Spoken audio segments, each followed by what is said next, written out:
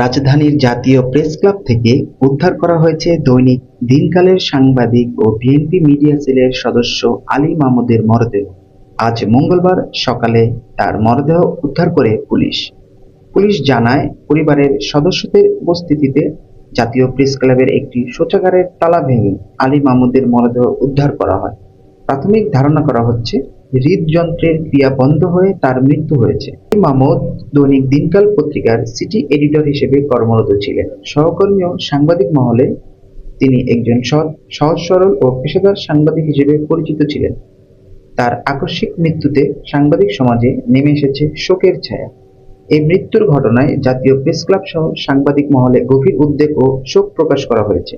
সহকর্মীরা আলী মাহমুদের আত্মার মাগফিরাত কামনা করেছেন এবং শোক সন্তপ্ত পরিবারের প্রতি গভীর সমবেদনা জানিয়েছেন।